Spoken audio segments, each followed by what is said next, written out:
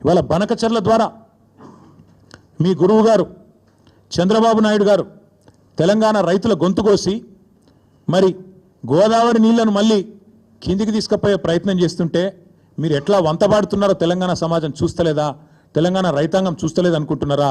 ఈ జలదోపిడిని అడ్డుకునే ప్రయత్న భాగంలో మీరు ఎట్లా ఆంధ్ర ప్రయోజనాలకు వంతబాడుతున్నారో ఇవాళ తెలంగాణ సమాజం చూస్తలేదు అనుకుంటున్నారా? ఒక్కసారి గుర్తు చేసుకోండి అని చెప్తా ఉన్నా.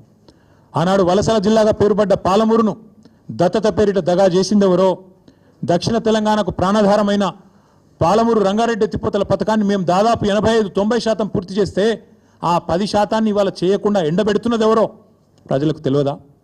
ఆనాడు నల్లగొండ జిల్లా, మా స్రవంతి గారు ఇక్కడే ఉన్నారు, మునుగోడు, ఆ ప్రాంతం మొత్తం ఆనాడు ఫ్లోరైడ్ బాధతో బొక్కలు పూర్తి స్థాయిలో మూలుగ చచ్చిపోయి దారుణంగా తయారైతే ఆ ఫ్లోరైడ్ అనే మహమ్మారిని తరిమి కొట్టింది కేసీఆర్ పరిపాలన కాదా? అన్నదాతల ఆత్మహత్యలు ఆపింది కేసీఆర్ పరిపాలన కాదా? ఇది సెంట్రల్ గవర్నమెంట్ పార్లమెంట్లో చెప్పిన మాట వాస్తవం కాదా?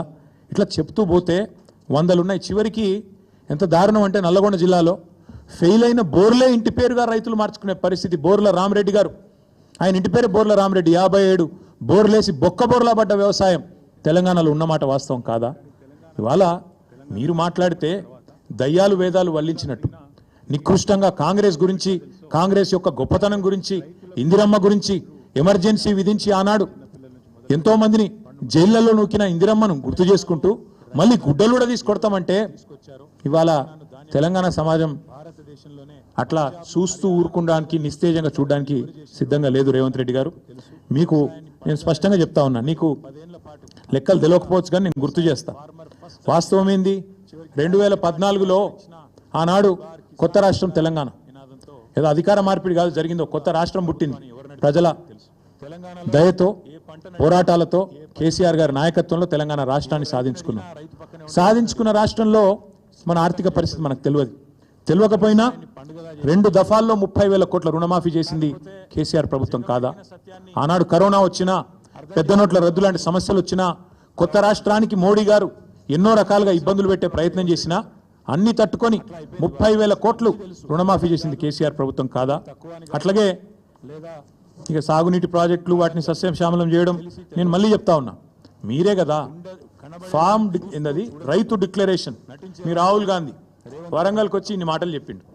ఒక్కటని అమలైందా? ఇంట్లో ఒకటేసారి రుణమాఫీ అన్నారు. 50,000 కోట్ల రుణమాఫీని 12,000 కోట్లకు కుదించి చేతులు దులుపుకున్నారు, అవతల పడ్డారు, అయిపోయింది అంటున్నారు.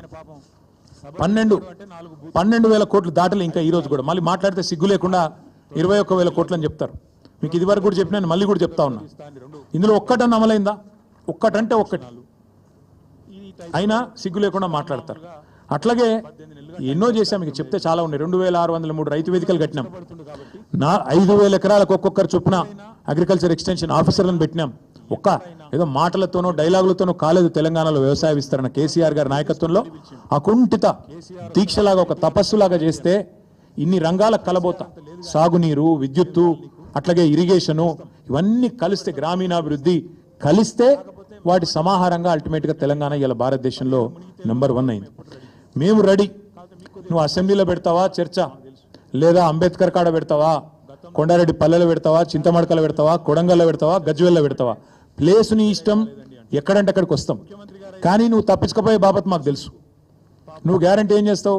ఈయనకి ఏంటంటే అలవాటు, బురద చల్తాడు, అవతల పడతాడు, ఇట్లా చల్తాడు, ఏదో మాట అంటే డైలాగే నేను ఎక్కడన్నా అని మళ్ళీ అవుతాడు.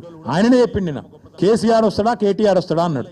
మరి నేను వస్తా అంటున్నా, నీకు దమ్ముంటే రా, లేదంటే ఇంకొక ప్రతిపాదన 8 తారీఖు నాడు, ఇలా 5 తారీఖు, ఎందుకంటే ముఖ్యమంత్రి గారికి ప్రిపేర్ అయ్యేందుకు టైం పడుతుంది. 8 తారీఖు నాడు 11 గంటలకు మేమందరం వస్తాం, సోమాజిగూడ ప్రెస్ క్లబ్ రా, నీకు కృతి చేసి పెడతాం.